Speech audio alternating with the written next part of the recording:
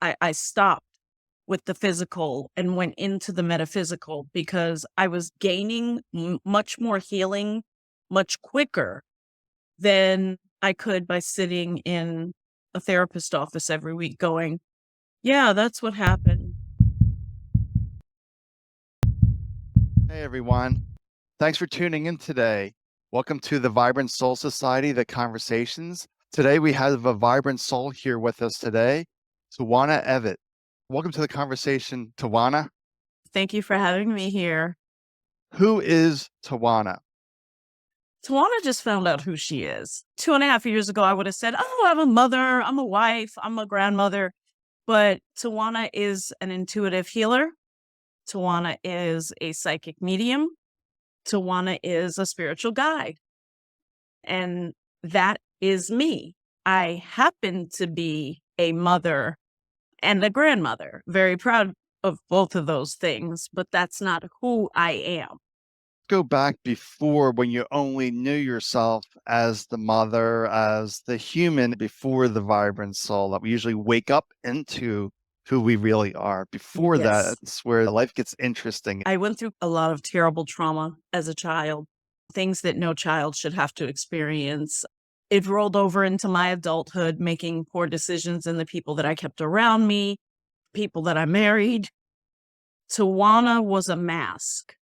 She was whoever the person around her wanted her to be.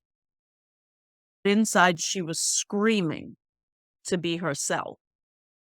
But societal expectations, work expectations, familial expectations always kept me behind. It was like a film, the old school film on the reel of a mask that I used to have to be for everybody else. 2.5 years ago, Tawana tried to exit this realm. And that's where she found herself. That's where Tawana stood up for herself and said, you know what? No, I'm burning all of this film. I'm taking it off of me. It's got to go. It doesn't matter who stays around for it or who leaves for it. I need to be me at this point. I need to find out who I am. I need to do that deep soul searching work to find out why I was placed on this planet. I went through the dark night of the soul. That was the longest, shortest 2.5 years of my life. But I did it. I made it through round one. And that's where I really found out who I am, because I had so much alone time. I had so much quiet time. I didn't have all the users and abusers and the people who had all these expectations of me around anymore. It was just me in my 1-bedroom apartment and my mother's voice. That's where I found out who I am. I started scripting, just writing with my eyes closed. That's where I found out who I am and who's around me and why I made a lot of the decisions that I made and why some of those people were there and why some people had to go for a little while in order for me to find out who I am. There were some challenging nights. I won't lie about it, but I would live my entire life over to get me to where I am today. If it would bring me here and bring me the emails that I receive, I was going to take a bottle of pills, but I'm going to stay because of you. I saw you on a podcast. Or a few of my clients, the change that I see in them in just weeks of working with me. A young lady who has been traumatized beyond belief last night, the smiles on her and her mother's face to be accepted as my client. Those are the things that make you who you are. Those are the things that are important. Not the car you drive or the house you live in, or everybody's fussing over those things. And you can't take any of those things with you, but you can leave a legacy behind. And it's a legacy of being a good person. Yeah, that's beautiful. So let's go back a little bit and What was that epiphany? Wait a minute, I'm wearing a mask. This isn't who I really am. Was there something that really triggered you to say, wait a second, I'm wearing a mask. I'm not being my true self? Yes, moving into this is my first apartment alone because I was a teenage mother. So this was my first space with no one. And moving into here and looking, watching my sister live her life and listening to the way she spoke to me and then listening to the way the other one spoke to me. And I'm like, wait a minute, what am I doing? I'm doing everything to appease them, Mm, but none of this makes me happy. And it's if I'm going to be unhappy anyway, I'm going to be unhappy and try to find out who I am. It just felt so freeing. And with every mask I took off, it was more and more smiles and more happiness and more joy came into my life. People don't understand that once you release these things and these expectations and you accept who you are, no matter how quirky it might seem, the opportunities that come to you, it's like magic. It's literally like the universe starts. Now you know who you are. We're going to bring this to you. We're going to bring that to you. Such a beautiful experience. It really is. So moving into my apartment was that, wait a minute, what am I doing kind of moment. yeah, that's also a very beautiful story too. So it's really interesting. We get rid of these masks, the synchronicity that sort of comes Yes. from that because the universe is always providing, but then this mask creates that barrier from the abundance coming in. Did you have a Yes. specific practice to remove the masks? A lot of meditation outside. I live in the DC area and I'd still put on my Canada Goose coat and my bear paw boots and go sit outside and meditate. A lot of meditations. RTT hypnotherapy was very beneficial. Did Dark Night of the Soul meditation under hypnosis, a few energy clearings, two Akashic readings. So I was really going for the metaphysical. I stopped with the physical and went into the metaphysical because I was gaining much more healing much quicker than I could by sitting in a therapist office every week going, yeah, that's what happened. Yeah, okay, I'll take this worksheet. And then next week, yeah, that's what happened. Yeah, I'll take this worksheet. That's the way I felt in 3D therapy. But these metaphysical modalities make me feel like, oh, wow, I can do this. Oh, that's that other part of me. That's that other layer to me. And so, yeah, it was just describing each new piece of me. I couldn't be happier. Yeah, I can see it. You're happy, you're free, you're liberated from all that mental baggage. And that was Yes. my own personal experience from seeing a psychiatrist for nearly 20 years. What I realized looking back was all they were doing was dragging the past into the present, Yes. keeping the past alive, and we don't want Yes. that.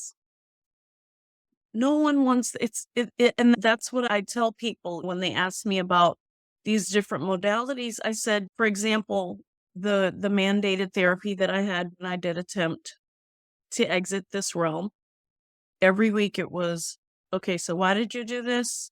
And how do you feel about it? And we were getting nowhere.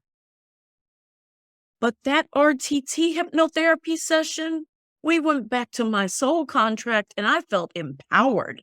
When I had my Akashic reading done and the keepers of the tablets said, well done, you have cleared your family's karma, you are free. It was like, oh, no one can tell me anything now. No little 3D human can tell me anything now. And that was the day I fully stepped into my power. Mm, That was the day where I just took off, and if something came to me that I didn't doubt myself anymore, I didn't have fear or insecurity surrounding my decisions anymore, it just was. exactly. I want to dive a little bit into this dark night because my whole thing is that we're all vibrant souls. We're all this bright light. The soul's always trying to get us our attention. Like, I am the way. Within us is Yes. the way. So Yes. to me, I don't really like Dark Night of the Soul because the soul itself doesn't go dark. It's the True. mind that goes dark. So it's Dark Night of the mind. Ever thought of it like that? That's brilliant. I try to emphasize to individuals is that you are the vibrant soul, always shining a bright light. That mind is filled with darkness, covering your light. So we pull back those layers and we allow our light to shine. I need to change one of the questions on my intake form now. Because I asked, do you feel like you're experiencing the dark night of the soul? And I love what you just said. So I'm going to have to change that question because you're right. Yeah. It's not the soul that goes into darkness. It is the mind. Mm-hmm. I love that.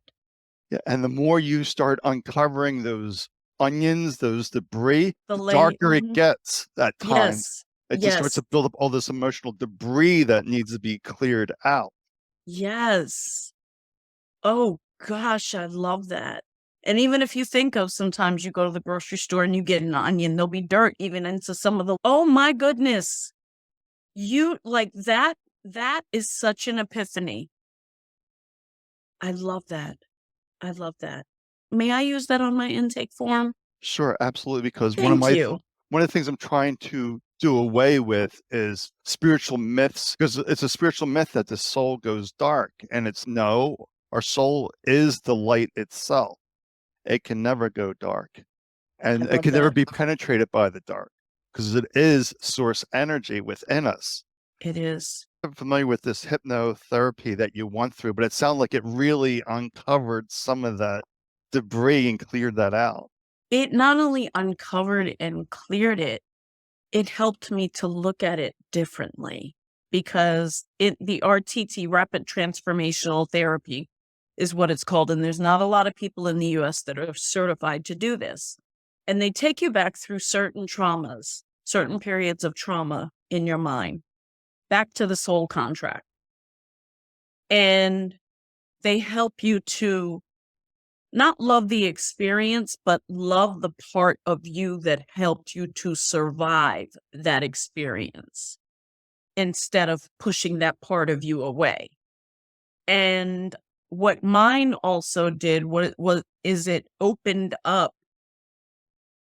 these channels of forgiveness. I can't, that kind of helped me to forgive the trespassers, if you will. And this happened over 3 hours in a recorded session versus 20 something years paying $100 copays for the same thing over and over again.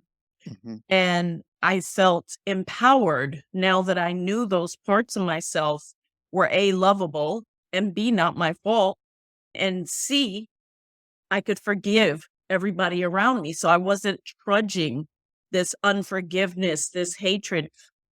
Like I tell everyone when I do lives, anytime I'm interviewed, and they say, how do you feel about the experience that happened with your father when you were 15? I don't feel anything about my experiences other than gratitude because I am now able to shine my light into other people's lives to help them to get their lights on. And so I don't resent any experience I've ever been through. Yeah, because every experience is there to help you in some way that may not be apparent in that moment. So you can look back and reflect that these are all soul directed. Yes, exactly. And that's another important point that most people don't realize is how much they're spending to keep things the same. Because I remember the routines that we get into this programming. Like I was seeing my doctor for MS every 3, 4 months, whatever it may Hmm. be, and nothing was changing. So it's Right. like, why do we get into these programs or seeing the psychiatrist so long, seeing these doctors for so long for routine visits? And my psychiatrist never once said to me, why do you take your thoughts as truth? That's big, but You know, it's true. It's yeah. true. And that's the whole thing where we get hung up in the darkness of the mind is We take our thoughts as truth. We take our beliefs as truths. We take our opinions as truth. So Mhm. that my big epiphany was realizing I have thoughts, but I'm not my thoughts. And see, I do teach that. I do teach that. And I teach people if I'm doing a live or if I'm in a session or whatever, I tell them you can reprogram the thoughts that you have. And people say, Goddess, how do we do that? With every thought you have, speak out the opposite. So if you have a thought, just my apartment is ugly. That's your thought, right? We're just going to use something random. My apartment is beautiful. I have a beautiful space. Open your mouth. Let your soul speak for you. Let your chakra speak for you. Let that out. Because otherwise, this thing here will keep you stuck in this 3D programming. It will keep you stuck in the cycle. It will keep you stuck in the keeping up with the Joneses and all of the rest of these things. So let it out. Let whatever energy that needs to come out, because we are energy. That reminds me So of something you said earlier that I think it's important. You're talking about speaking and letting out the energy, but there's something about when you heard your mother's voice, it mhm. caused a trigger. So can you dive more into that? I'm curious, but that's also energy. Yes. So my mother transitioned 25 years ago this past April 8th. And when I moved, my mother, we could feel her presence because we would smell cigarette smokes. It was crazy. The 2 times that my health has failed, where I was literally minutes from leaving this realm, my kids could smell cigarette smoke. And I'm talking about my kids who never even met her. They weren't alive. One was 4 months old, one wasn't thought of. And so she's always come around. But when I moved in here by myself, I think I hear her voice and I just go about my day doing my things. And at night, she would get very loud. Wake up. What? Like I'm looking around, like, what's going on? Am I awake? Is this really happening? Wake up. My mother had told me when I was maybe 6 or 7 that I was psychic. She said I was the first one my pup came to. When he transitioned, I was 2, and she heard me squealing and giggling, "You can't catch me." And then the phone rang, and my Nana telling her my pup transitioned. So, my mother, she's a Leo. She likes to do things big in the Leo way, and so she had me scripting. I'd sit outside all night and script, and that was her way of allowing the rest of that energy that was inside of me to come up and out. And I didn't have to smell her anymore. I knew her energy, I knew her voice. And then one day I was sitting here and I saw her in form. And of course, my jaw dropped just like it did. And I'm just like, Mom. And it blew my mind. It blew my mind. So my mother heads my spirit team and my ancestral team. And it feels good to have her. It feels so good to have her. She's got a bigger TikTok following than I do. She's she's back to home, back to source, back to universe. And we have Yes. to, and I think if people get so attached to this body, this flesh, that they forget that we are spirit. We'll always Yes. exist as spirit. The bodies will come and go, but spirit Mhm. will remain here. Mhm. And spirit is always there, willing to help us if we're willing to surrender that voice that keeps us tied down. You just said my favorite word. I tell everyone surrender is my favorite word. And it's because I laid here one night, I just had spa music playing, and I said to my ancestors and my mother, I surrender. Whatever it is that you want me to do in this lifetime to finish out, I surrender. And my life changed from that moment forward in a beautiful way. Hmm. In a Yeah, beautiful way. we need to get ourselves out of the way so we can actually live why we came here. Yes. Yes, we do. We So, do. So we have to surrender this mental voice that doesn't serve us and allow this deeper voice through. That's saying, do this, do that, because spirit doesn't guess. The No, mind is always guessing. So we need exactly. to surrender that mind and allow this deeper voice to move us through life. Yes. Yes. And that's what I do now. If they say stay, I stay. If they say go, I go. I even start out my TikTok lives. This live is not run by I always say my mother runs this live and my mother runs my life. So whatever happens, because I listen to the universe speaking through them. Right. They have they're in a different form. They've got far more knowledge and wisdom than than my mind has. Right. So I don't depend on this anymore. I depend on this.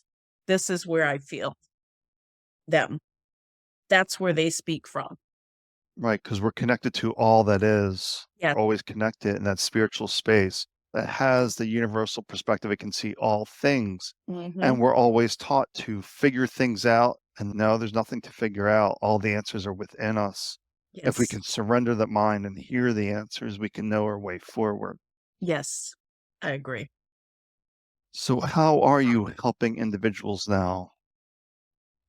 I am a spiritual guide. I At first I called myself a mentor and I didn't like that word. But what came up in a dream the other night was you are a spiritual guide. You guide people back to spirit. So I am a spiritual guide. And what I do is I take people through journaling, through affirmations, through different nature infused activities, is the word I couldn't get out, through different types of meditations. I take them back to them where they can find their light again and get out of here. Because I always tell them this, if you listen to this, you'll just be on a hamster wheel for the rest of your life. And the difference that I see in people, the changes that I see in people's faces, the excitement in their eyes again to live when they find out they have purpose. They're so excited. I am also a bridge between the spiritual realm and the material realm. So I am a channeler. I am a psychic. I do oracle readings. I don't do tarot because it drains my energy too much. So I like oracle, it's gentle, but I am just that bridge to who you are. That's it. I am the bridge from spirit that I come and I take your hand and I show you how to get to where you need to go. I'm not going to do it for you, but I will show you the steps. And I am solely guided by spirits. We have meetings twice a week, and I literally recreate whatever they need based on what was said because everyone's not the same. We do oracle pulls once a week. I do different activities with them, including like fun songs that we have and make the programs fun. I I make life fun again. I bring that out in them and then bring them back to their light selves. And all three of those things are what I do. Something that might help you, that where I help individuals as well, is letting go of the attachments to realize the body is doing what the body does. And we don't need to Yes. identify with that. How the body is going through this right now, the body's going through this right now, but Mhm. I'm not the body. I'm inhabiting this body. And Mhm. through my inhabitation, I know exactly what this body needs, that ultimately that we heal ourselves. We When do. when we get We the do. mind to surrender, Right. saying, let go of the attachment, Mhm. dive into who we really are, a vibrant soul. And you can tell if you're aligned with your vibrant soul, you're enjoying life, you're having fun. It's just a state of enjoyment is when you know Mhm. who you are and your being soul. And I can see that into you too, is that you know what it is to be a vibrant soul. But unfortunately, this mind just does what the mind does. Keep us small and keep us limited, follow the rules. Yeah. No. I've never been one that followed all the rules. There was always some part of me that that questioned everything like, why do we have to do it this way? Why am I being taught this? Even when I worked for White House appointees, I'm like, but why is this decision being made? This doesn't make sense to me. So I've always been that one that questioned everything because I knew there was more. My soul knew there was more. I was the one in the family who knew there was more than the go to work, come home, help the kids with their homework, cook dinner. I knew that there was a different way to be happy. I just didn't know how to get to it. Hmm. And then you found the practices to take off the masks and find out who you Yes. really were. But it's good you Yes. already had an inkling that there's something more. There's a lot of individuals like myself that took them 38 years to figure like, hey, wait a second, I'm following the program here. I'm following the rules and requirements. Let's break that all up. But mine was, I was 47 when I made that attempt and said that it was either now or never, because I've known I was psychic since I was 2. But I also went into programming and things like that. So, but that's what always made me question, why are we doing this? What are we supposed to get out of this? It's because my mother had shared that story with me, and she would ask me, I would hear my mother talking to her brother who had transitioned in the living room as if he was sitting smoking a cigar, sitting across from her. But then I would have those conversations. But when my father came back into my life, it had to be hushed. It had to be quiet. We had to go back to programming. And so that's why I always question, why am I doing this? What is this purpose? What purpose does this serve? And why don't I feel happy? I never, and again, this is minus without my children in my life. And they've had to go through their own healing spell too. And we are coming to a healing space now. I love being happy. I finally know what it feels like in my heart to feel happiness. Mm. And it took me 47 and a half years to learn how to be genuinely joyful and happy for every day that I wake up, for every person that I meet, for every new client that I encounter.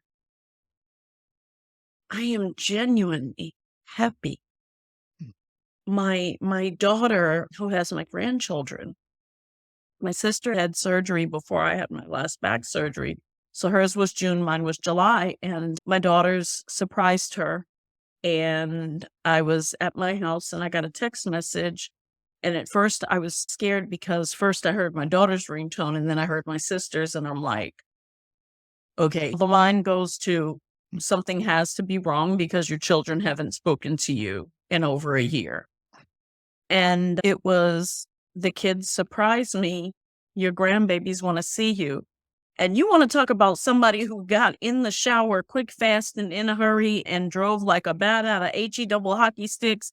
My grandbabies? Oh, no. And so I was talking to my daughter the other night and I said, what was it that you saw that day that made you give not only the kids access back, allow them to have access again, but make you want to be part of my life?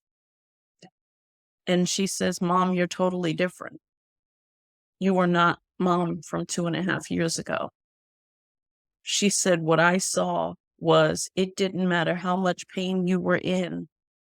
You literally paid no attention to anyone but those kids. If they wanted to play hide and seek, she said, I saw you climbing under beds with teeth L4, L5, S1 fused and titanium sitting on your sciatic nerve. I saw you climbing into sheds to play hide and seek. I saw you playing goldfish, and you really did not care who else was around. It was all about them. Mm. And she said, and then when I came in, she came into my TikTok live one night, and they're little bubbles, and you're looking at this little bubble, and I'm like, I think I know that little bubble. And just shocked me one night. And I had to remain composed, but she just says, I see something very different in you. You're not the mom you used to be. You don't want to control anything. You don't want to control anybody. You just want everybody to be happy. And I think you and Nana did it. And she's now ready to accept her gifts and connection to her Nana. So it's of healing is happening through our souls as well. Because there's the spirit's always working behind the scenes, and it's just a Hmm. matter of you get rid of your mask, and she starts to put it on her mask and the Yes. identities, and all this is working behind the scenes. So it's beautiful. We're returning back to our natural state of happiness. Yes. That the mind is trying to define happiness, but happiness is our natural state. Hmm. And your grandbabies may create that alignment that this creates happiness and you want more Yes. of that, and that you forget about the discomforts of the body. Yes. Yes. I did. I did. It hit me that night, but it didn't matter because I was so happy that mattered more than the pain that I even felt that night going to bed. The image of that was the day I learned how to live in the moment. Mm, That was the first day in life where I learned to live in that moment. that's a great understanding. Most people are not living in this moment. Yes. Most people aren't even aware what it means to be present. Like for those listening right now, are you aware that you're sitting, that you're listening? Do you know where your feet are, your hands are? This is really what's being here in this moment.